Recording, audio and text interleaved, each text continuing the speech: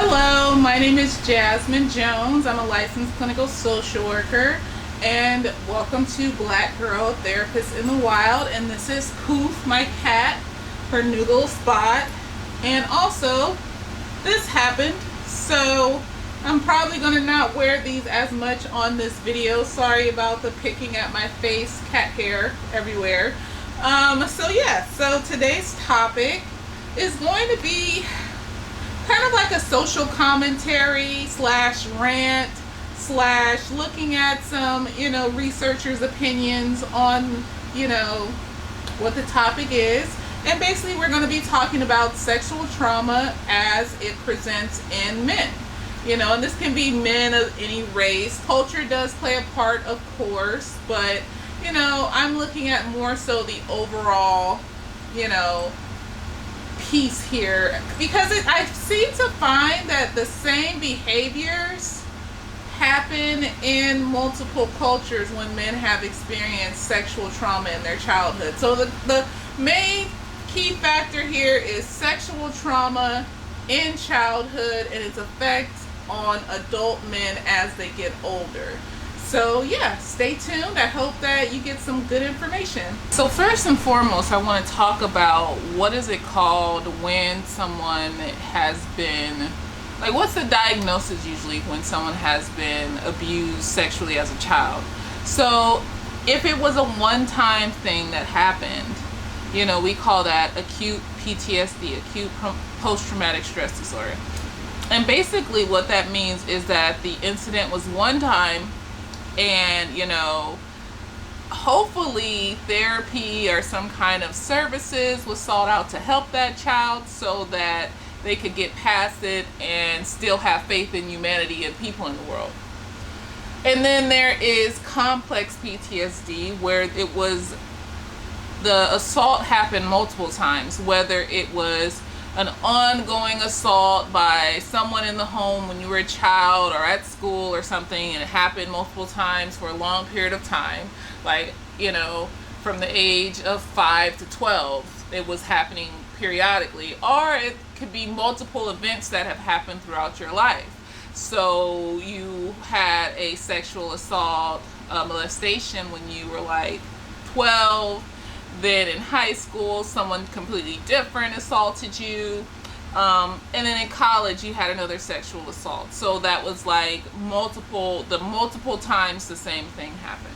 So that would be complex PTSD, or some people call it chronic PTSD because it happened multiple times. The difference between the two is that with acute PTSD, I think I explained in a little bit earlier video, acute PTSD, sometimes it's a little bit easier to get through because the event happened one time. And so if you catch it and you get therapy and you get help and things like that, it can be worked through in a short amount of time, versus something that happened throughout your life, which basically amounts to torture. You were tortured, whether it was by one person over a long period of time or multiple times throughout your life.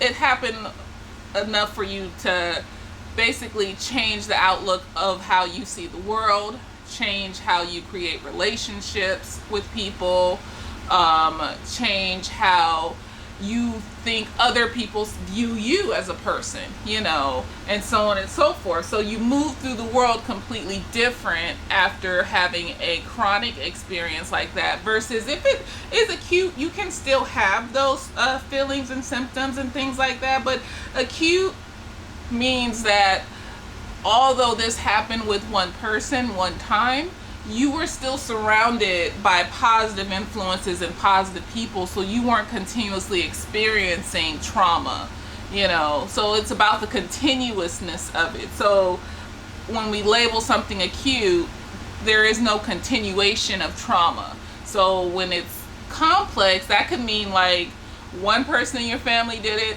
another person in your family did it to you, and then somebody that you went to high school with did it to you as well.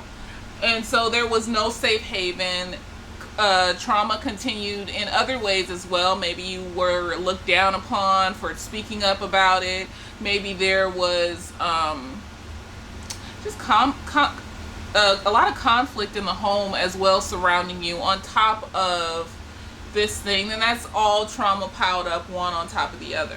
So that's why I'm looking at this in particular. So yeah, when you have experienced something like this and it happened multiple times, it is complex PTSD and can present, you know, in the child and into adulthood if it's never worked on or figured out. So symptoms of, I'm just going to say PTSD. Symptoms of PTSD can look different in men and in women. You know, well, it can look different in, you know, if you were raised societally as a woman and if you were raised societally as a man. So let's differentiate it that way.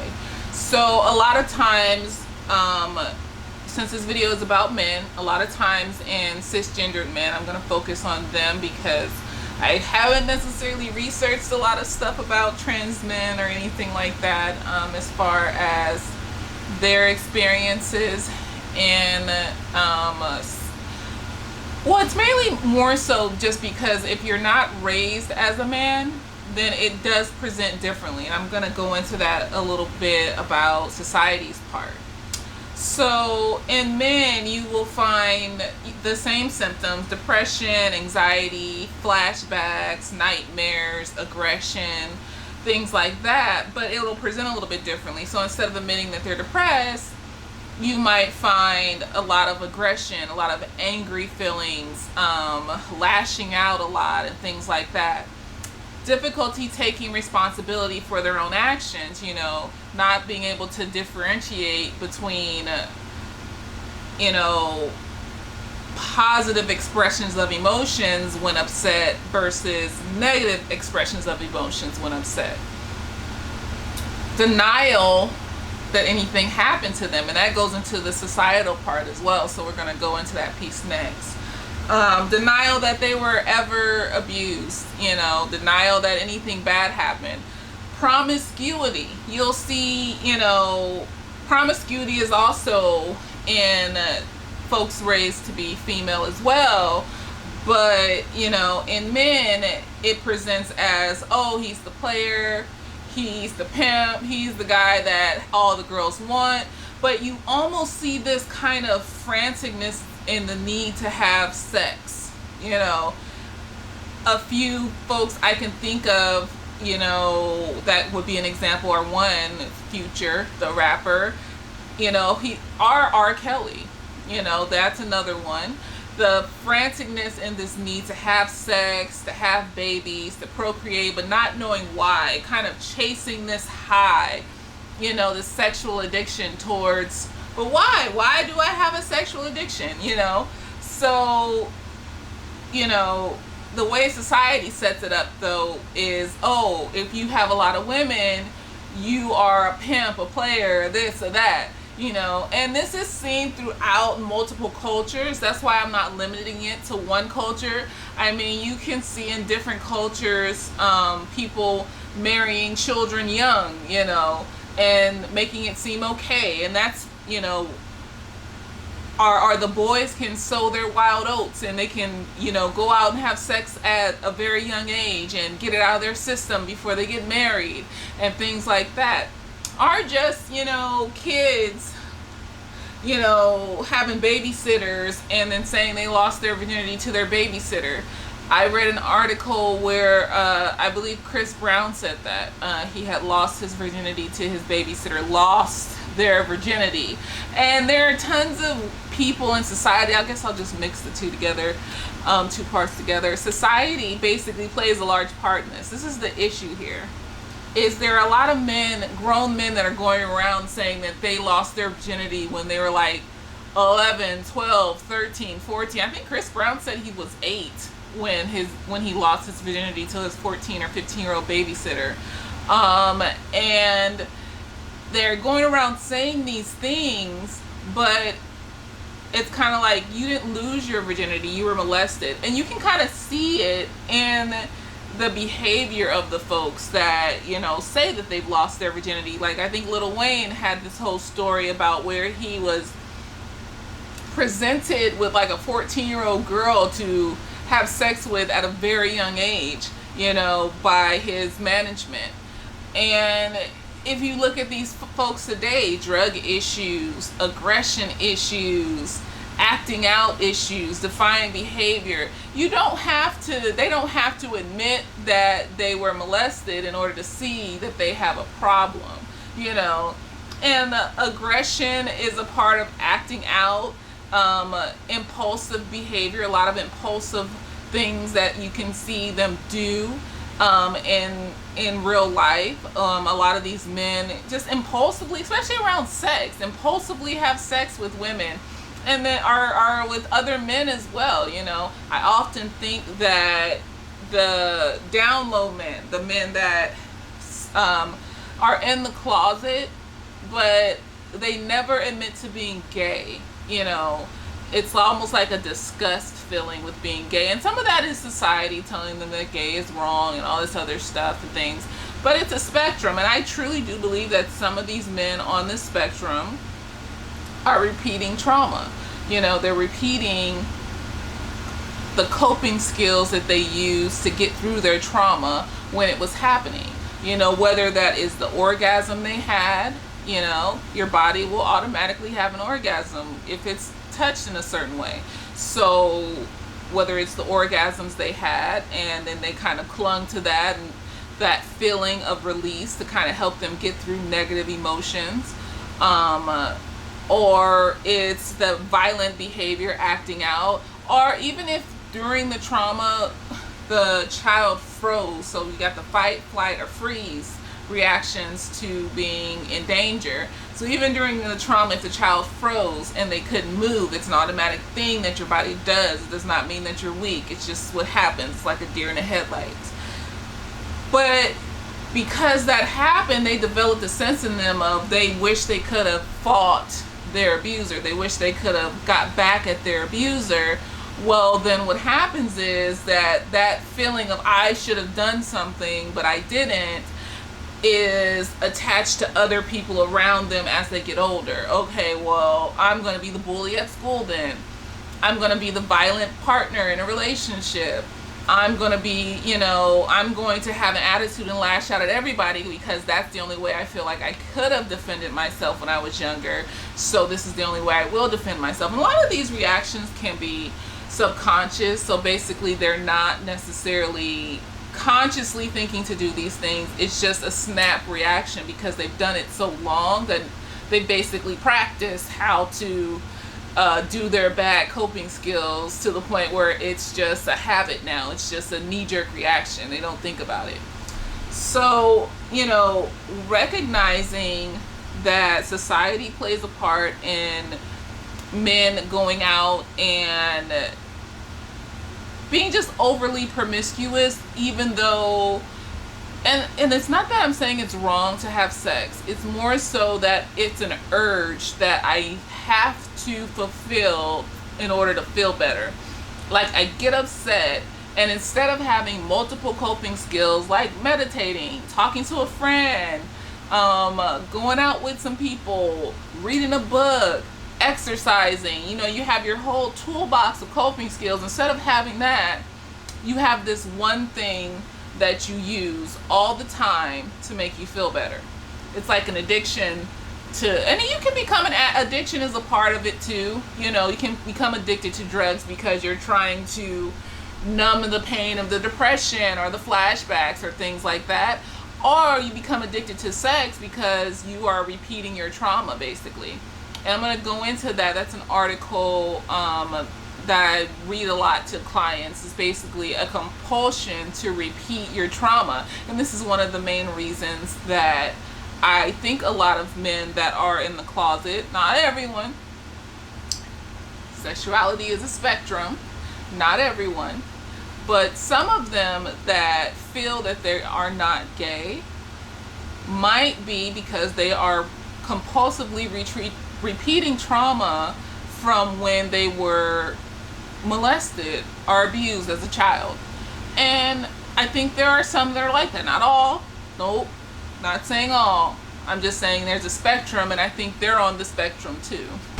Okay, so the Compulsion to Repeat Trauma is an article written by Bessel A. Vandervolk, and he also writes the book A Body Keeps a Score.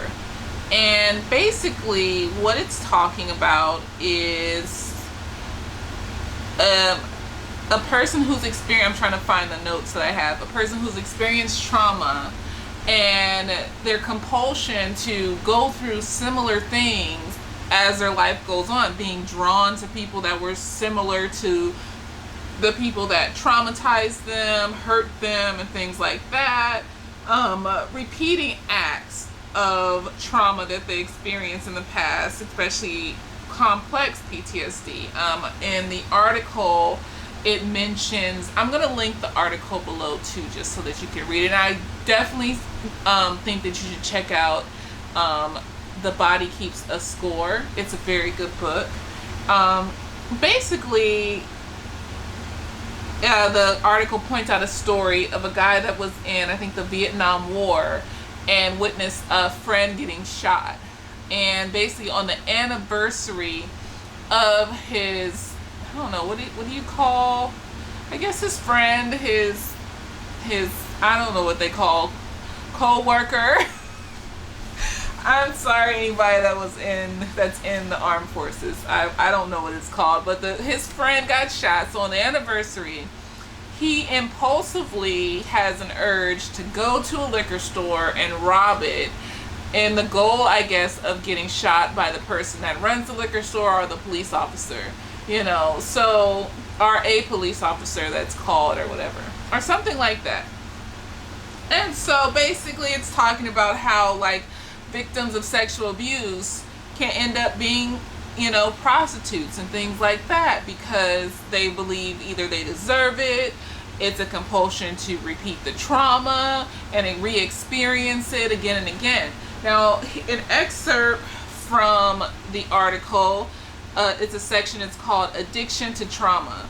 And it says, some traumatized people remain preoccupied with the trauma at the expense of other life experiences and continue to recreate it in some form for themselves or for others.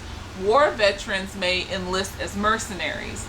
Victims of incest may become prostitutes, and victims of childhood physical abuse seemingly provoke subsequent abuse in foster families or become self-mutilators. Still others identify with the aggressor and do to others what was done to them. Clinically, these people are observed to have a vague sense of apprehension, emptiness, boredom, and anxiety when not involved in activities reminiscent of the trauma. So basically, re-practicing the incidents from the trauma make these particular people feel something.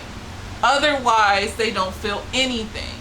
You know, their brain and the parts that are connected to a lot of their senses can be numbed.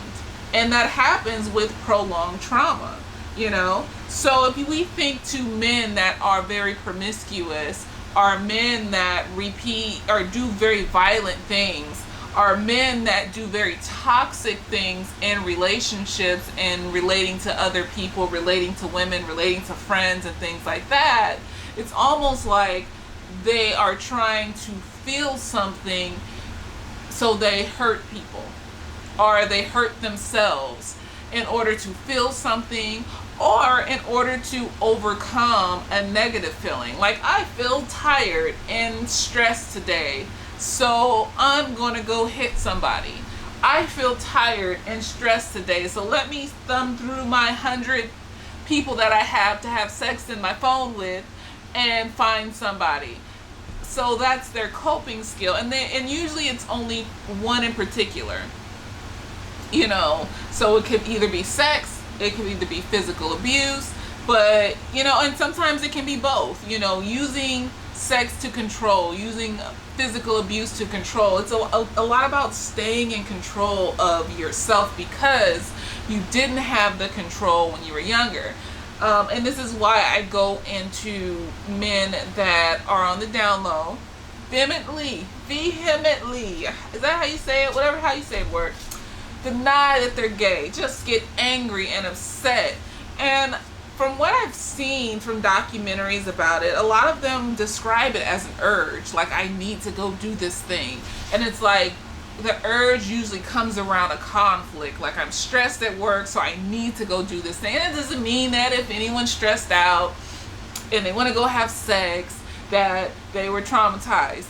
But if that's the main coping skill you have to being stressed out or being upset or experiencing any conflict, to the point where you get this built up urge inside of you that you feel like you can't say no to and you can't control, then that means that there is a possibility you might be repeating a trauma. It's one thing if you're gay and it's like, okay, I want to go talk to my partner because I had a bad day at work and I want to snuggles and watch movies and do amazing partner type stuff that doesn't always have to involve having sex, and this is my partner, and you know, I'm okay with this being my partner, versus I need to go have gay sex real quick to feel better, and then I'm gonna go back to my wife and kids and everything will be great.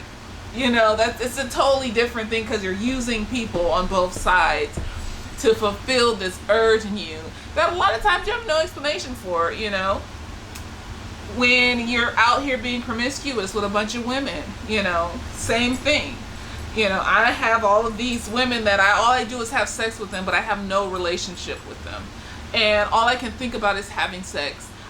All I can dream about is having sex. Whenever I get upset, all I want to do is have sex. It's kind of like what we see a lot in young children that have been molested, and they cling to masturbating themselves, you know, when they get mad. I worked at a residential facility, and we had a lot of kids like that would just like masturbate themselves when they got upset. The littler ones would actually do it in front of you because they're little kids and they haven't learned yet that what happened to them. Well, they know it's wrong, but they're little. They don't know that you're not supposed to do that in front of people because, yeah, they haven't learned yet that, you know, just how wrong what they went through was. But it's kind of like a self-soothing thing to do that, you know? And so imagine those kids getting older without anybody telling them or being around them and are being away from conflict long enough to realize that, you know, what they went through wasn't okay. Who else are they going to turn into? So if you're molested by a man, you know, and no one is telling you that this is wrong, and when you get upset, when you stub your toe, the only thing you can think about is masturbating it away, you know? And then when you get older, yes, you feel like, you know, you want to be with women, but at the same time, you know, you have this urge to be with men and you don't know why, you know? But anytime you get angry or frustrated or anything, you just want to have it masturbated away. And that's what happens. So, you know, I brought out my post-traumatic slave syndrome book as well because I think it applies. She talks in here, Dr. Joy DeGruy, and she talks in here about, you know, not just nature, not just biologically being more susceptible to trauma, but also if how your parent handles conflict is how you're probably going to learn how to handle conflict. So if your parent gets anxious and overwhelmed whenever any kind of conflict comes up, you are most likely going to develop an anxiety from watching them. So if there is a trauma of molestation, a cycle of molestation in your family, then, you know, as you get older, that cycle will continue in different ways in you if you so choose to not see it. You know, it could continue by you being a molester. It can continue by you having that urge to survive by using what you learned or what you used to survive during your trauma, which means you could be overly promiscuous. Some people are overly promiscuous because they think they deserve it. This is who I am. This is what I am because of what happened to me when I was a kid. Something else I wanted to mention In his book, The Body Keeps a Score, he kind of gives like a biological reason for some of this as well. And there's more biological reasons as well, but this really struck me. 15 minutes of a combat movie was equivalent to that produced by being injected with 8 milligrams of morphine, about the same dose a person would receive in an emergency room for crushing chest pain. That strong emotions can block pain was the result of the release of morphine-like substances manufactured in the brain. That suggested that for many traumatized people, re-exposure to stress might provide a similar relief from anxiety. So the brain is connected to all of this. It is the biological pieces in us that are drawn to stress, drawn to pain, just as much as we're drawn to pleasure, especially if we've experienced stress and pain and trauma at the highest levels. So recognizing that, you know, what you experience and the length of what you've experienced affects you and will change you as a human being, change you as a person, make you totally different than what you were before, and you have to find your way back. So to end our video, I just want to go and reiterate that, you know, society does play a large part in why men will present somewhat differently than women, and I will do a video on women who have sexual trauma as well, and why it's just a little bit different how they present. You know, there's still the same basic foundational depression, anxiety, promiscuity, so on and so forth, but you know, they do present a little bit different. And then in some ways they're the same. It just kind of depends, you know, because we all have a choice on how we want to deal with our stuff, you know. So when you have a male that's around you, a friend, a family member that is talking about, you know, somebody touching them or have touched them when they were a child, or if they are a young child, take them seriously. It's not a joke. It's not something to brag about. I mean, I can think of so many times when there have been, you know, female child molesters in school. Excuse me, the teachers that molest the children, that molest the boys in school. And you just see all these memes from guys talking about, I wish I was my teacher and da-da-da. No, you don't, because you're still going to be affected. You're still affected even if you didn't see it as a molestation. You know, and that's the part that needs to be looked at closely. Even if you don't see it as a molestation, you know, whether it was with someone of the opposite sex or someone of the same sex, if it's an adult or someone substantially older than you, comparing Chris Brown's story to this statement, he was 8, the babysitter was like 14 or 15, you know, it's molestation. And the first step is seeing what happened to you, admitting what happened to you, taking responsibility for the fact that, you know, you were a young child and something bad happened and that you need to go get help for it. You know, that's the only thing that needs to be taken responsibility for right now, that something bad happened and I need to go get help for it, you know. And it's difficult for men, especially in an American society. You know, I can't speak for different cultures, different countries, but I can speak for an American society that basically just pats a guy on the shoulder and says, good job for being touched by somebody that was substantially older than them when they were like a child. You know, and it's really sickening, it's disgusting, it's gross. I feel bad for children that have to experience that. And I feel bad for the men that grow up and they're walking around and they're unaware that what happened to them. They just know that they are really angry all the time. and they know that they really like to have sex a lot, and they don't know why, but I guess this is just how the world works, you know, even though it's not necessarily a fulfilling sexual encounter, you know, it doesn't fulfill you emotionally a lot of the times, but you know, that's the urge for it. The urge pushes you to have it. They're manipulative to other people, to the people that they choose to partner with in their lives. They don't know why though. Like, why? I don't know. You know, it's just who I am. Some, because they've been raised in this society for so long, think that, well, it is who I am. This is the way things are. This is how the world works. So, you know, but they're still displaying toxic emotions and toxic behaviors, even though this is the way the world works. If this is the way the world works, shouldn't you be happy? Shouldn't you be content with what you have? You know, shouldn't you not have to have this urge inside of you that says chase and run after for as long as you live? Like, that doesn't make any sense to me. Like, what is that? Like, I've always felt like, you know, if you have to chase after something for the rest of your life, then what's the point of it? You know, what's the point of having that thing? Isn't the goal to eventually be content and at peace and well off and happy, you know, settled in something that you find peace in, I guess I should say.